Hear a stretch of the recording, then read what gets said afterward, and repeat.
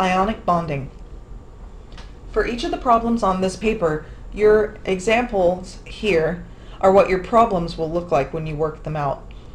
So what's going to end up happening is the first thing you do is draw a Lewis dot diagram for each element that it gives you. So in this case it gives you K and F, potassium and fluorine. So you'll draw a Lewis dot diagram for each of those with a plus sign in between them.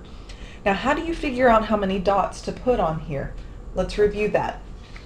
What you're going to do is you're going to figure out where your element is on the periodic table. Now sodium, Na, is right here on your periodic table. It's in group 1. Group 1 has one valence electron. Any of these elements in group 1 will have one valence electron. So I draw one dot outside of sodium. Chlorine is over here on the right hand side of the periodic table in group 17.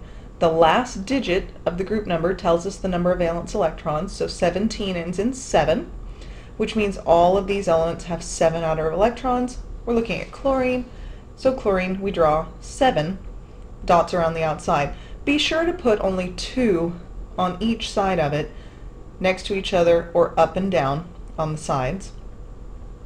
So what we do now is, if you look in the reading material, it tells you about the group of, the rule of 8. The rule of 8 says that elements want to have 8 outer electrons in order to be stable.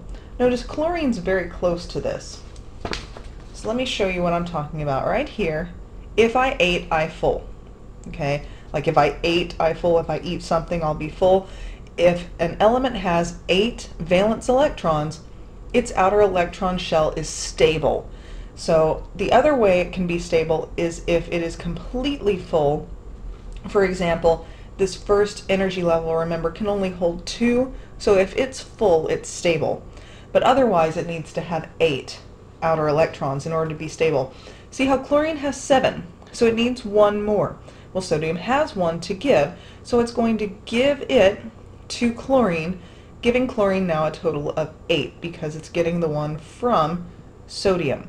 This creates sodium chloride, NaCl. It took 1 sodium and 1 chlorine to make this element happy, to make this compound happy.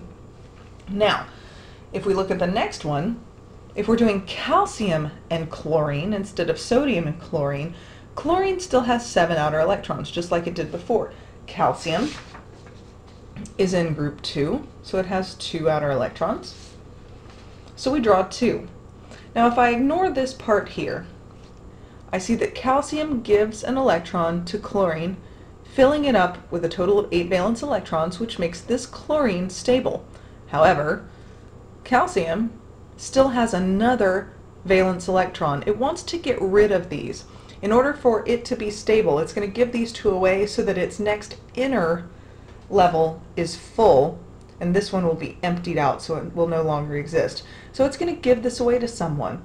Well, since I'm only mixing calcium and chlorine together, then the only thing I can give this away to is another chlorine.